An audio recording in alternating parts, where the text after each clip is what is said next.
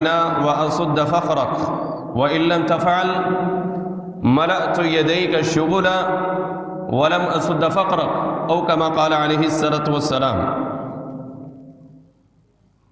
حمد و ثنا، تعریفات، تحمیدات، تمجیدات، تسبیحات کی بڑائی، بزرگی، بڑائی اللہ مالک العلام ذو الجلال والاکرام کی ذات اقدس کے لیے خاص ہے، جو کل کائنات کا خالق، مالک، رازق، مشکل کشا، حدت روا، رودی رسا، بگنی بنانے والا، یخلق ما یشاء، جو چاہتا ہے پیدا کرتا ہے، یہب لمن یشاء اناثا، وہ مالک الملک، جس سے چاہے بیٹیاں عطا کرے، ویہب لمن یشاء الذکور، وہ مالک الملک، جس سے چاہے بیٹے عطا کرے، او یزوجہم ذکرانا و اناثا، وہ مالک الملک، جس سے چاہتا ہے بیٹے اور بیٹیاں عطا کرتا ہے، وَيَجْعَلُ مَن يَشَاءُ عَقِيمًا، وہ مالک الملک، جو دینے پر قادر ہے، کسی کو کچھ بھی نہ دے، بانچ کر دے، اسے کوئی پوچھنے والا نہیں۔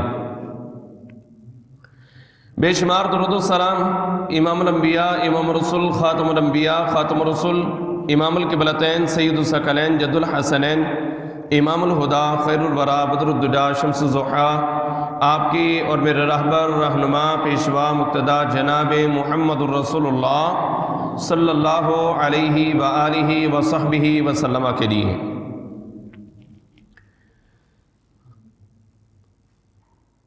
گزشتہ خطبہ جمعۃ المبارک میں اور گزشتہ سے پیوستہ میں رزق کی کنجیوں کے حوالے سے آپ گفتگو کو سن رہے ہیں۔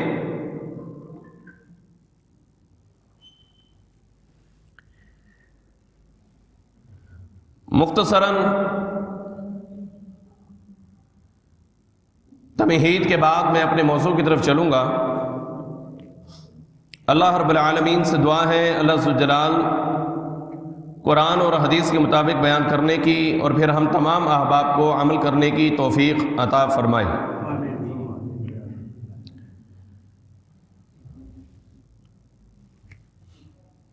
ہر بندہ پریشان ہے، پریشانی کا شکار ہے، مصیبت زدہ ہے،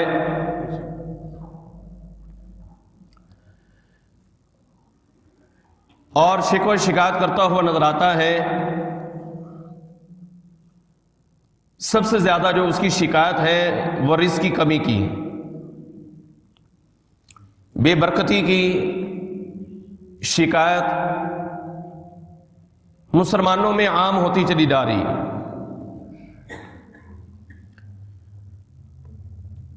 اس کے حل کے حوالہ سے 3 خطبات آپ کے سامنے ہو چکے ہیں کہ اگر ہم استغفار کریں تو اللہ رب العالمین بہترین قسم کا رزق ہمیں عطا فرما سکتا ہے اور دیتا ہے۔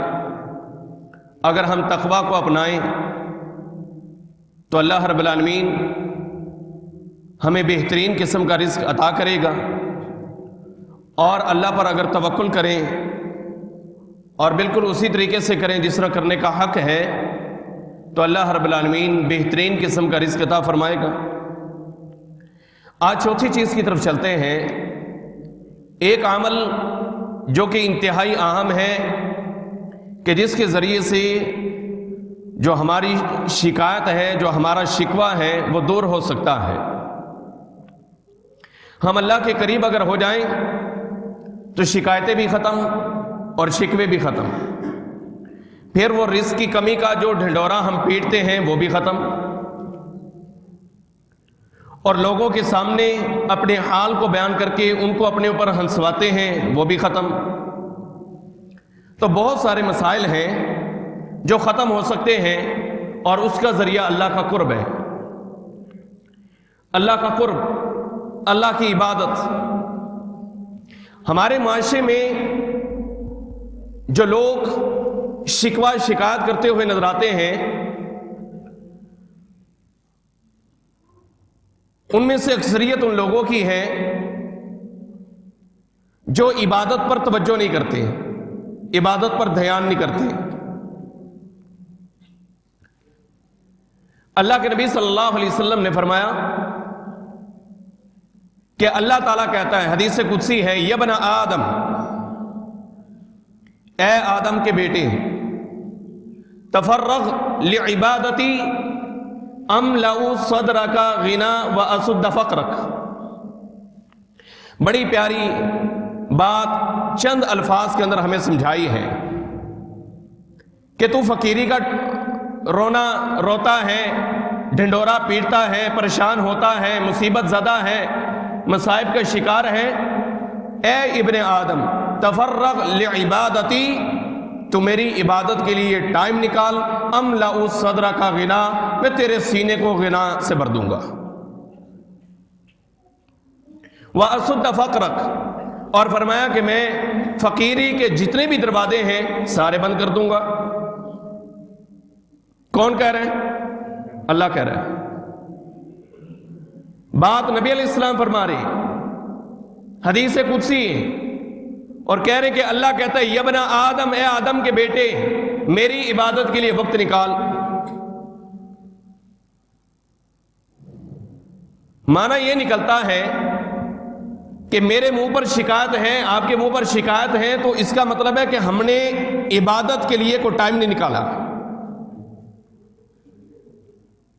آپ کہیں گے نہیں جی قاری صاحب یہ گل غلط ہے، سیدھے نماز پڑھنے ہیں، فجر دی جماعت نہیں پڑھنے ہیں، ظہر کی پڑھتے ہیں، عصر بھی پڑھتے ہیں، مغرب بھی پڑھتے ہیں، عشاء بھی پڑھتے ہیں، نمازیں تو پوری پڑھ رہے ہیں، عبادت کے لیے آ رہے ہیں.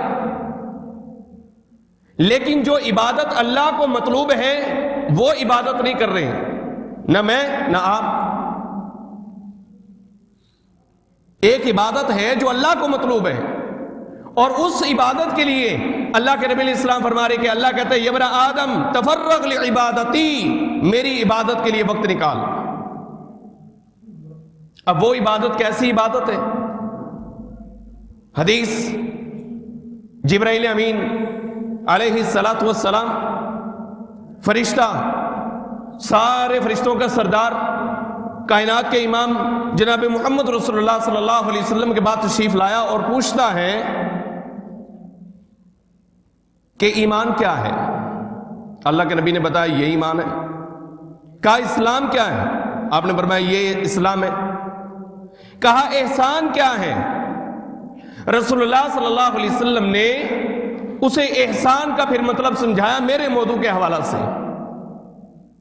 کہ وہ پوچھ رہے کہ احسان کسے کہتے ہیں؟ اللہ کے نبی علیہ السلام کیا فرما رہے؟ تعبد اللہ کأنک تراہ فإن لم تکن تراہ فإنہ یراک. عبادت جو اللہ کو مطلوب ہے وہ یہ ہے کہ تعبد اللہ کأنک تراہ، تو اللہ کی عبادت کر، یہ سوچ سمجھ کے کر، کأنک تراہ، جس طرح تو اپنے مالک کو، اپنے خالق رازق مشکل کشا حاجت روا روزی رسا کو دیکھ رہا ہے، تو اس کو دیکھ رہا ہے. کأنک تراہ فإن لم تکن تراہ فإنہ یراک.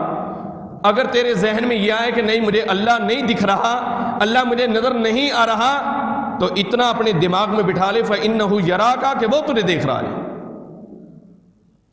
اب اس طرح کی عبادت کہاں سے لے کر آئیں؟ وہ قاری صاحب تھے، ہے بات لطیفے کی لیکن سمجھنے والی چیز ہے. قاری صاحب نے نماز پڑھائی، رکعتیں 4 پڑھائی، لیکن ذہن میں آیا کہ میں نے 3 پڑھائی ہیں. ان کے ذہن میں آیا کہ میں نے 3 پڑھائی ہیں. ہو گیا معاملہ، ہو جاتا ہے. سلام تو پھیر دیا، لیکن سلام پھیرنے کے بعد ذہن میں آیا کہ شاید کہ میں نے رکعتیں 3 پڑھائی ہیں. تو انہوں نے اپنے نمازیوں سے پوچھا کہ بھئی میں نے 3 رکعتیں پڑھائی، مجھے یوں لگتا ہے. اور وہ اسی کے اوپر بنیاد ڈالی ہوئی تھی انہوں نے کہ میں نے 3 ہی پڑھائی ہیں. اور حدیث کا بھی یہی مسئلہ ہے کہ بندہ نمازی بھول جائے نا، اسے سمجھ نہ آ رہی ہو کہ میں نے نماز کتنی پڑھی ہے، تو اللہ کے نبی علیہ السلام نے فرمایا وَلْيَبْنِ عَلَى مَا قَلَّ، تھوڑے کے اوپر بنیاد ڈال دے.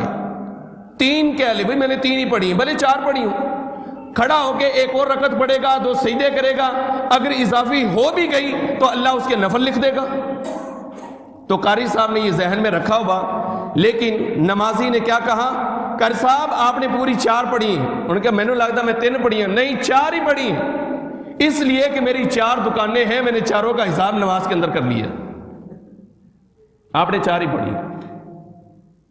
ہم مسلمانوں کی تو یہ صورتحال ہے،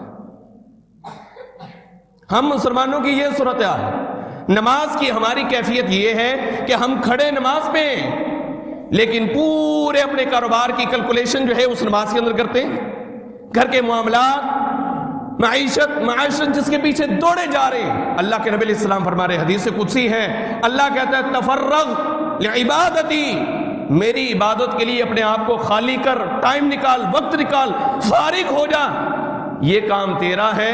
املا صدر کا غنا، تو پھر تیرے سینے کو ہم غنا سے بھریں گے، تجھے غنی کر دیں گے۔ غنی کا معنی بے نیاز، تو لوگوں کے سامنے ہاتھ نہیں پھیلاتا پھرے گا۔ ہم نے عثمان رضی اللہ عنہ کے بارے میں سنا ہے کہ عثمان رضی اللہ عنہ انہیں کہا جاتا ہے عثمان غنی۔ بہت سارے لوگ یہ سمجھتے ہیں کہ ان کے پاس مال بہت تھا، مال کی کثرت کی وجہ سے کسی کو غنی نہیں کہا جاتا۔ غنی اس انسان کو کہا جاتا ہے کہ جسے پوری زندگی کبھی کسی کے سامنے ہاتھ پھیلاتا ہوا کوئی نہ دیکھے، وہ غنی ہوتا ہے۔ اسے احتیاج ہی نہیں پڑتی کسی بندے کی، وہ کسی سے مانگتا ہی نہیں۔ املا صدرہ کا غنا، اللہ فرماتے ہیں غنا تیرے دل میں ڈالوں گا، سینے میں ڈالوں گا، تو صرف وقت نکال میری عبادت کے لیے۔ اب بتلاؤ کہ شکوہ شکایت کہاں اور ہم کہاں کھڑے ہیں؟ شکوہ تو پھر آئے گا، زبان پر یہ شکایت تو آئے گی کہ روٹی نہیں ہے، اس لیے کہ ہم نے اللہ کے لیے ٹائم نکالا نہیں۔ ہفتے بعد ایک مرتبہ ہم آ جاتے ہیں جمعہ پڑھنے کے لیے، اور بعض ہمارے دوست، ہمارے بھائی اس طرح کے بھی ہیں جو سالانہ آتے ہیں صرف عید کے عید۔ ایسا ہے کہ نہیں ہے؟ اور بعض ایسے بھی ہوں گے جن کو عید بھی نصیب نہیں ہوتی ہوگی۔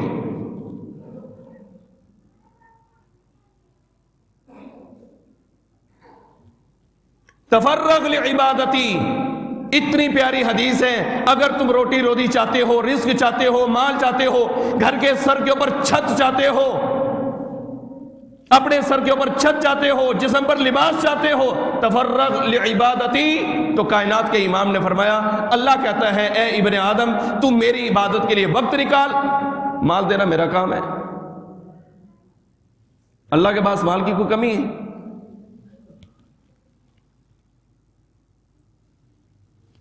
ہم ذرا یہ سوچیں کہ کس کی محبت میں ہم نماز نہیں پڑھتے؟ کس کی محبت میں؟ مال کی محبت میں؟ مال کی محبت میں اگر نماز ہم نہیں پڑھتے، اللہ کی طرف نہیں آ رہی، تو سب سے زیادہ مال تو میرے مالک کے پاس ہے، تو محبت تو پھر مالک کے ساتھ ہونی چاہیے نا۔ یقینی بات ہے جس کے پاس مال ہے محبت پھر اس سے ہونی چاہیے۔ اگر کسی کی خوبصورتی آپ کو نماز نہیں پڑھنے دیتی، آپ عشق میں مبتلا ہیں، آپ کا ایک معشوق ہے، آپ اس کے عاشق ہیں، اور آپ اس کے عشق کے اندر مبتلا ہیں کہ آپ سے نماز نہیں پڑھی جاتی، تو پھر یاد رکھنا حسین و جمیل ذات میرے مالک کی ہے، تیرا عشق ہو تو پھر اس مالک کے ساتھ کرنا۔ یہ دنیا کا عشق تو فانی ہے۔ آج ایک لڑکی کے اوپر حسن ہے، آج ایک لڑکے کے اوپر حسن ہے، وہ کل کو باندھ پڑ جائے گا۔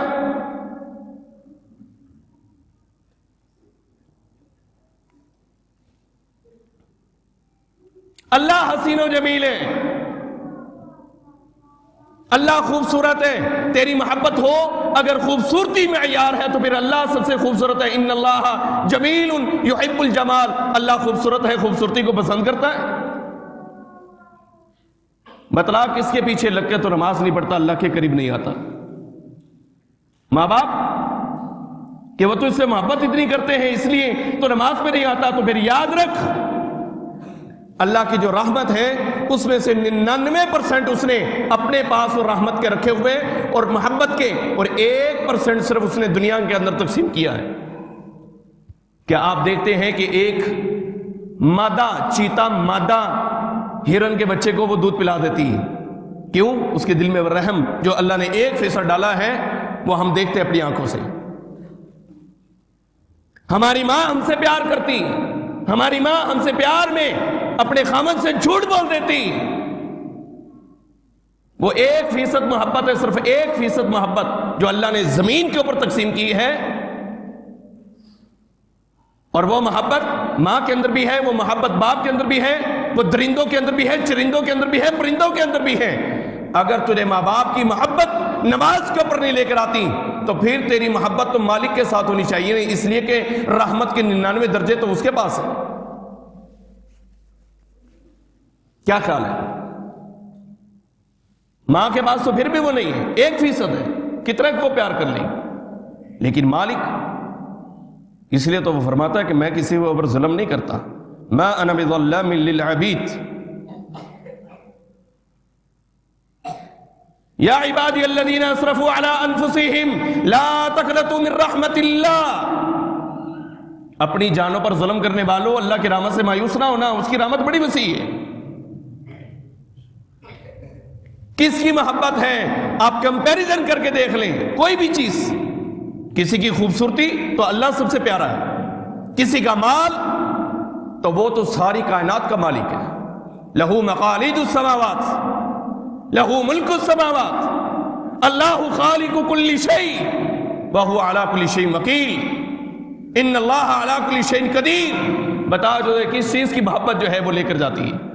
اگر کوئی کہتا ہے کہ فلاں شخص کے ساتھ میری دوستی ہے اس لیے کہ وہ مضبوط ہے، وہ بڑا طاقتور ہے، وہ ایم پی ہے، وہ ایم این اے ہے، سیاسی بڑا اس کا اثر و رسوخ ہے، میں کسی عالم کے ساتھ بیٹھتا ہوں اس لیے کہ وہ بڑا مضبوط ہے، تو پھر یاد رکھ تیری محبت تو اس سے ہونی چاہیے نا جو اس سے بھی بڑا مضبوط ہے اور وہ مالک الملک ہے،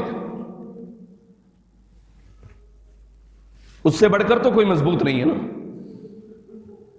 واللہ عزیز ذو انتقام، اللہ کہتا ہے کہ میں عزیز ہوں، میں مضبوط ہوں، میں غالب ہوں، واللہ غالب علی امری، اللہ تمام معاملات کے اوپر غالب ہے۔ اگر تیری محبت کسی بندے سے صرف اس بات کے اوپر ہے کہ وہ بڑا طاقتور ہے تو پھر سمجھ لے کہ اللہ کی ذات سب سے بڑی ہے اور وہی طاقتور ہے، تیری محبت تو پھر اس کے لیے ہونی چاہیے نا، ورنہ یہ دنیا کی محبتیں یہ تجھے لے کر ڈبا دیں گی۔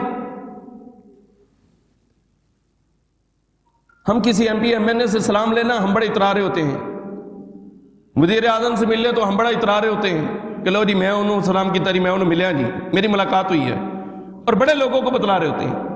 اللہ کہتا ہے تو میری ملاقات کے لیے آ جا، یہ سارے تیرے دروازے پہ نہ آ جائیں تو پھر کیا، صرف تو میری ملاقات کے لیے آ جا، دنیا تیرے قدموں میں ڈال دوں نہ ڈال دوں تو پھر کہنا، وہ ساری دنیا کو تیرے قدموں میں ڈال دے گا، صرف کیا ہے تو اللہ کے لیے آ جا۔ تو اللہ کے در پہ نہیں آتا تو پھر لوگوں کے در در پہ جاتا ہے، پھر کبھی تیرے کوئی ایم پی اے پہچان لیتا ہے اور کبھی نہیں پہچانتا، پھر کبھی کوئی ایم این اے سلام لے لیتا ہے اور کبھی وہ آگے ہاتھ ہی نہیں کرتا۔ لیکن اللہ کا در ایک ایسا در ہے، تفرغ لعبادتی، رات کا ٹائم، دن کا ٹائم، صبح کا ٹائم، شام کا ٹائم، کوئی بھی ٹائم ہے تو آ کے دستک دے گا تو اللہ کیا کہے گا، لبیک یا عبدی، ہاں میرے بندے بتلا تیرا مسئلہ کیا ہے۔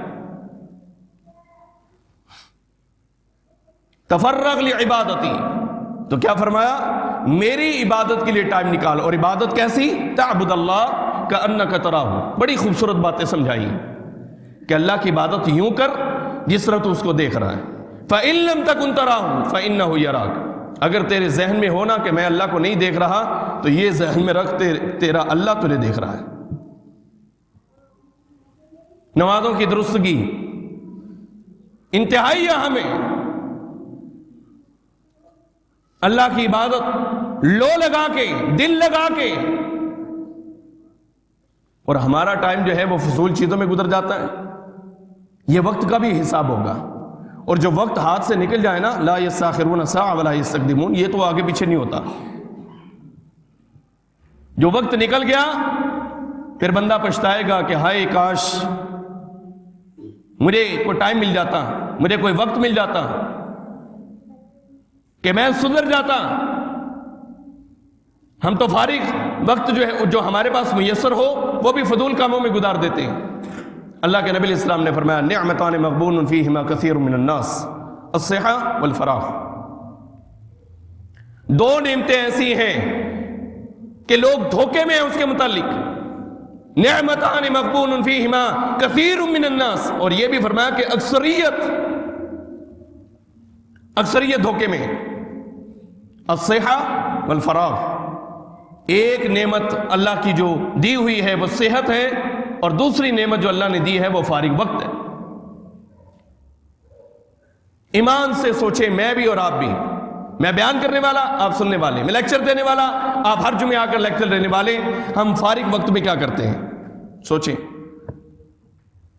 کیا کرتے ہیں فارغ وقت میں؟ اس کے متعلق سوال ہونا ہے۔ اللہ تبارک و تعالیٰ نے جہنم میں ایک وادی تیار کی جس کا نام سقر ہے۔ سقر، ان میں چند لوگ جو ہے وہ جائیں گے، یعنی لوگ تو بہت سارے ہوں گے، چند شعبے بیان کیے کہ یہ شعبے کا بندہ جو ہے، یہ کیٹاگری کا بندہ سقر وادی میں جائے گا۔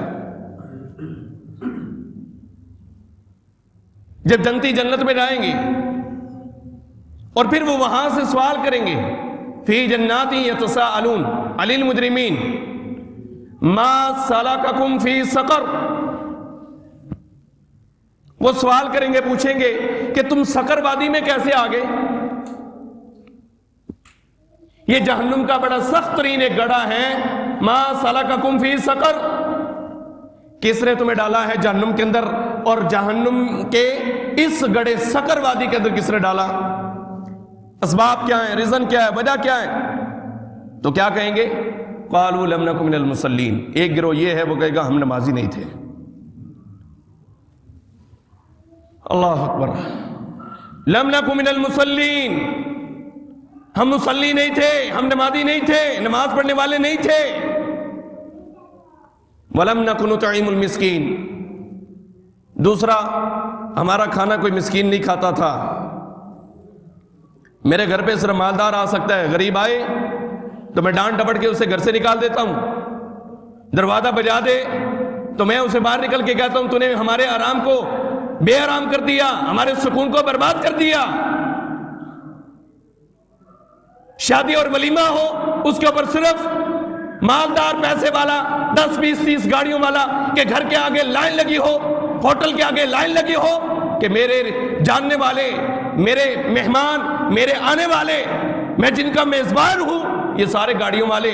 لم نکو من المصلین ولم نکو نطعم المسکین۔ اللہ کے نبی نے کیا فرمایا؟ لا یاکل طعامک الا تقی۔ اب بندہ اس حدیث کے پیش نظر دیکھ لے کہ تیرے گھر کا کھانا کون کھاتا ہے؟ لا یاکل طعامک الا تقی، فرمایا تیرے گھر کا کھانا صرف متقی آدمی کھائے۔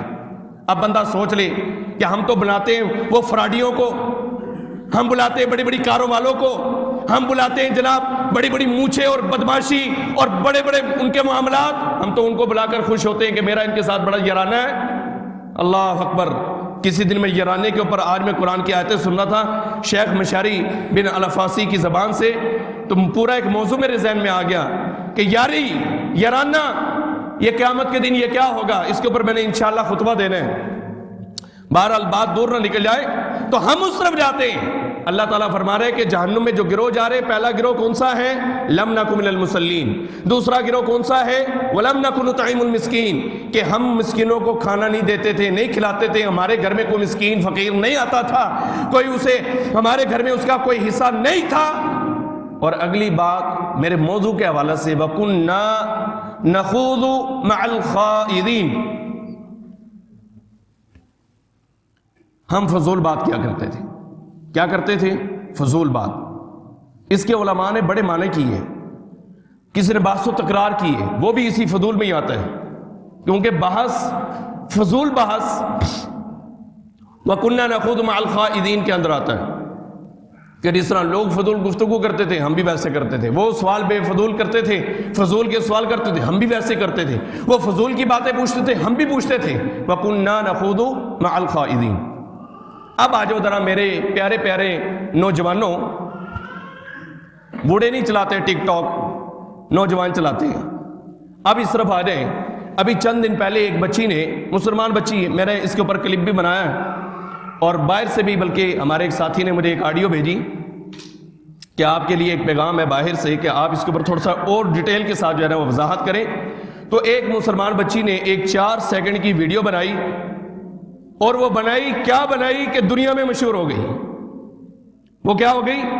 دنیا میں مشہور ہو گئی، اور کوئی دنیا کا محکمہ ایسا نہیں ہے کہ جس نے اس کی نقل نہ کی ہو، کوئی محکمہ، کوئی ادارہ، وہ شوبز کے ساتھ تعلق رکھنے والے ہو، کالج کے ہو، یونیورسٹی کے ہو، پروفیسر ہو، اسکول ٹیچر ہو، وہ لڑکیاں ہو، وہ لڑکے ہو، ہر ایک بندے نے یاد رکھنا سکر وادی کے اندر جنہوں نے جانا ہے نا، تو وہاں جب سوال ہوگا کہ تم کیوں آئے، تو وہ کہیں گے وَكُنَّا نَخُوضُ مَعَ الْخَائِضِينَ۔ وہ ایک نوجوان دنانیر مبین بچی نے ایک ویڈیو بنائی تھی، فضول بات کی تھی، جس کی کوئی اہمیت نہیں تھی، کوئی قرآن کی بات نہیں تھی، کوئی حدیث کی بات نہیں تھی، اس نے تو کر ڈالی، ہم بھی اس کے اندر شامل ہو گئے۔ آج یہ وجہ ہے کہ ہم اس وادی کے اندر آئے پڑے ہیں۔ کدھر ہیں بھائی ٹک ٹاکرز؟ کہاں ہیں وہ لائکی استعمال کرنے والے، سنیپ چیٹ استعمال کرنے والے، سنیک ویڈیوز بنانے والے؟ وَكُنَّا نَخُوضُ مَعَ الْخَائِضِينَ۔ اس لیے میں کہا کرتا ہوں کہ اللہ کے نبی علیہ السلام کی ایک حدیث بھی ہے، من کان یؤمن باللہ والیوم الآخر فلیقل خیرا او لیصمت۔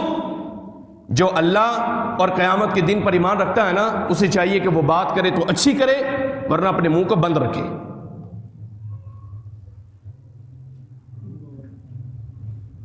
ہم اپنے جوش میں، مال کے جوش میں، ہم پیسے کے جوش میں، ہم علم کے جوش میں پتہ نہیں کیا کچھ کہہ جاتے ہیں۔ اور یہ یاد رکھنا، گھمنڈ، میں آج شاید کہ اس مسجد میں دوسری مرتبہ یہ بات کر رہا ہوں، گھمنڈ پیسے کا ہو، مال کا ہو، مکان کا ہو، جائیداد کا ہو، گاڑی کا ہو یا علم کا ہو، اللہ کی قسم رسوا کر کے چھوڑے گا۔ لکھ لو میری بات، کسی بھی چیز کا گھمنڈ آ گیا، مال کا، پیسے کا، دولت کا، اولاد کا، جائیداد کا یا علم کا، رسوا کر کے چھوڑے گا۔ بڑے بڑے علم میں نے دیکھے، علم والوں کو میں نے دیکھا جو پھسلتے ہوئے دیکھے، بہتے ہوئے دیکھے، شیطان کا ایسا غلبہ آیا کہ پھر وہ نکل نہیں سکے، نکل نہیں سکے۔ یہ گھمنڈ جو ہے، اس لیے عاجزی جو ہوتی ہے نا، وہ بڑی اچھی ہوتی ہے۔ ہم جوش جذبات میں پتہ نہیں کیا کچھ کہہ جاتے ہیں۔ کئی مرتبہ ہمارے پاس جیب میں جب پیسہ آ جاتا ہے نا، پھر ہم تھوڑا سا ایک عجیب سا ماحول ہمارا بن جاتا ہے، تو اس میں پھر ہم خیال نہیں کرتے کہ ہم الفاظ کیا کریں۔ اللہ کی قسم ایک نقطہ ہمیں محرم سے مجرم بنا سکتا ہے، ایک نقطہ۔ سوچ سمجھ کے بات کریں، سوچ سمجھ کے بولیں، اس لیے کہ اللہ تعالیٰ قرآن میں فرماتا ہے کرامن کاتبین، کرامن کاتبین بیٹھے ہیں، یعلمون ما تفعلون، وہ جانتے ہیں جو تم کر رہے ہو، جو کچھ بھی تم کر رہے ہو نا، وہ سارا لکھ رہے ہیں، وہ جانتے ہیں۔ ما یلفظ من قول الا لدیہ رقیب عتید، اس کے پاس لکھا جا رہا ہے۔ سورہ قاف پڑھو نا، سمجھ آ جاتی ہے۔ اللہ کی قسم بات ایک ایک بات کھول کے اللہ نے سورہ قاف کے اندر بیان کی ہے، سمجھ آتی ہے کہ ہر بات لکھی جا رہی ہے۔ اور وہ ایک 4 سیکنڈ کی ویڈیو سے جتنے ہمارے نوجوان شامل ہوئے، اللہ سے توبہ کر لو کہ آئندہ نہیں کریں گے، جو ہو گیا معافی ہے اس کی، کیونکہ اللہ کی رحمت کا دروازہ کھلا ہے۔ جب تک موت نہیں آتی، ہم مرتے نہیں، سانس بند نہیں ہوتے، تب تک رحمت کا دروازہ کھلا ہے۔ مر گئے پھر کوئی گارنٹی نہیں بھائی۔ سیدھے سادے لفظوں میں نے بات سمجھائی ہے آپ کو۔ تو میرے بھائی، ٹائم ہمارے پاس مختصر، میں اپنے موضوع کو دوبارہ سمیٹتا ہوں کہ ہماری زبانوں پر جو شکوہ اور شکایت ہے کہ مال، پیسہ، دولت کچھ بھی نہیں، لباس نہیں، چھت نہیں، بڑے پریشان ہیں، روٹی روزی نہیں، لاکھوں کماتے ہیں لیکن خیر و برکت نہیں، تو اللہ کہتا ہے تفرغ لعبادتی، تم میری عبادت کے لیے ٹائم نکال لے، املأ صدرک غنا، میں تیرے سینے کو غنی کروں گا، واسد فقرک، اور فرمایا فقیری کے سارے دروازے بھی بند کر دوں گا، اور پھر ساتھ ہی فرمایا وَإِن لَمْ تَفْعَلْ، اگر تو نے یہ کام نہ کیا، اگر تو نے عبادت کے لیے ٹائم نہ نکالا، اگر اذان ہونے کے بعد مسجد نہ آیا، پھر کیا کروں گا؟ ملأت یدیک شغولا، ملأت یدیک شغولا ولم اسد فقرک، بڑی سخت حدیث ہے۔ فرمایا کہ اگر تو نے عبادت کے لیے ٹائم نہ نکالا، پھر میں یہ کروں گا، تیرے دونوں ہاتھوں کو میں مصروف کر دوں گا۔ بندہ ہر وقت کام میں، صبح کام میں، شام کام میں، دوپہر کام میں، رات کام میں، گھر میں آتا ہے تو گھر کے کام ہے، باہر جاتا ہے باہر کے کام ہے۔ آج بچوں کی فیس آ گئی، آج یونیورسٹی کی فیس آ گئی، آج کالج کی فیس آ گئی، آج بیوی کے اخراجات ہیں، ادھر سے کسی کی شادی آ گئی۔ ملأت یدیک شغلا، تیرے دونوں ہاتھوں کو میں مصروف نہ کر دوں تو میرے مالک کس نے کہنا ہے؟ ولم اسد فقرک، اور فرمایا جتنے بھی فقیری کے دروازے ہیں نا، ان کو میں نے بند نہیں کرنا، تیری طرف میں نے کھول کے رکھنا ہے کہ پریشان ہے تو پریشان ہی رہے۔ اس لیے کہ جو اللہ کا شکر ادا نہیں کرتا، اللہ تبارک و تعالیٰ اس کو زیادہ نہیں دیتا۔ اللہ قرآن میں کہتا ہے لئن شکرتم لازیدنکم، شکر کرو گے تو میں زیادہ دوں گا۔ وَلَئِن كَفَرْتُمْ إِنَّ عَذَابِي لَشَدِيدٌ، اگر تم نے کفر کیا، اگر تم نے ناشکری کی تو پھر سمجھ لینا کہ میرا عذاب بڑا سخت ہے۔ تو کیا بات ہمیں سمجھ میں آئی؟ ہمیں بات یہ سمجھ میں آئی ہے کہ اگر ہم اللہ کے ہاں اس کی طرف سے اپنے گھر کو خیر و برکت سے بھرنا چاہتے ہیں، اگر ہمیں روٹی کی ضرورت ہے، اگر ہمیں بچوں کی فیس کی ضرورت ہے، اگر ہمارے گھر کے اوپر ہمیں چھت کی ضرورت ہے، تو پھر اللہ کی عبادت کے لیے ہمیں ٹائم نکالنا پڑے گا۔ مختصر بات سمجھا دی۔ اللہ کے لیے وقت آپ کا کام ہے نکالنا، اور اللہ غنی کرے گا، مال دے گا، پیسہ دے گا۔ آخری بات عبد الرحمن بن عوف رضی اللہ عنہ جب آئے تھے نا کلمہ پڑھنے کے لیے، بلکہ انہوں نے کلمہ پہلے پڑھا ہوا تھا تو ایمان کو چھپایا ہوا تھا، مکے میں ہی تھے۔ جب مکے میں ظاہر کیا تو رشتہ داروں نے نکال دیا، بیوی بھی چھوٹ گئی، بچے بھی چھوٹ گئے، ماں باپ بھی چھوٹ گئے، سارا کچھ ترک ہو گیا۔ صرف ماں نے ایک ٹاٹ دیا تھا کہ چلو اس سے اپنے آپ جناب وہ عورا کو جو ہے اپنے جسم کو آپ چھپا لیں، اور چلے گئے۔ وہ مکہ سے چلے مدینے میں آگے۔ اب ساری چیزیں وہ جناب مال تھا، پیسہ تھا، دولت تھی، سب کچھ تھا، لیکن سب کچھ وہاں پر ترک کرنے کے بعد، چھوڑنے کے بعد، کائنات کے امام محمد رسول اللہ صلی اللہ علیہ وسلم کی خدمت میں حاضر ہوئے، فجر کی نماز سے نماز پڑھی تو پھر تعارف کروایا، اللہ کا نبی میں عبد الرحمن بن عوف مکے سے چلا ہوں، یہاں پر آ گیا ہوں، سب کچھ چھوڑ کر آیا ہوں۔ میرے نبی نے فرمایا کہ اے عبد الرحمن، تو وہاں جو مال چھوڑ کر آیا ہے اللہ کی قسم کچھ بھی نہیں چھوڑ کر آیا، جو مال تو یہاں پر ملنا ہے وہ سنبھالا جائے گا۔ اور وہی نتیجہ نکلا نا کہ چند دن گزرے تھے، چند دن شادی کر کے آگے، نبی علیہ السلام نے ان کے سفید لباس کے اوپر زردے کا نشان دیکھا تو آپ نے فرمایا یہ تو خواتین سے لگتا ہے، تمہیں کس طرح لگ گیا؟ تو کہا اللہ کے نبی میں نے شادی کر لی۔ شادی میں کیا دیا؟ فرمایا کہ میں نے علی نوات من ذهب، فرمایا کہ میں نے کھجور کی گٹلی کے برابر سونے کی ڈھلی دی ہے، سونے کی ڈیلی۔ فرمایا کہ میں نے وہ دے کے کھجور کی گٹلی کے برابر، اللہ کے نبی شادی کر لی، اور ہمیں زندگی گزر جاتی یہ اتنی سی ڈیلی جو کھجور کے برابر ہے نا، اندازہ لگا لو بھائی 2 تولے 3 تولے کی ہوگی، ہم سے یہی نہیں جڑتا، ہوتا کہ نہیں؟ سالوں کے سال لگتے ہیں، اور وہ کہتے ہیں حالے میں منڈے کا بیاہ نہیں کر رہے ہیں اس واسطے کہ پیران تو نہیں کھلوتا۔ ابھی وہ چند دن گزرے ہیں، سونے کی ڈیلی دے کر خاتون سے شادی کر لی، اور یہ وہی ہے جو عمر رضی اللہ عنہ کے دور میں اونٹوں کی قطار لے کر آئے تھے، کہ جس کی پہلے اونٹ کی مہان ان کے ہاتھ میں تھی جو لا کر عمر بن خطاب کے ہاتھ میں تھمائی تھی، اور اس اونٹ کا آخری لشکر ابھی شام کی سرحد سے نکل رہا تھا۔ یہ وہ ہے، کیوں؟ تفرغ لعبادتی املا صدرک غنا، اللہ کہتا ہے میری عبادت کے لیے ٹائم نکالے گا، دنیا تیرے قدموں میں لا کر پھینک دوں گا۔ وآخر دعوانا الحمدللہ رب العالمین۔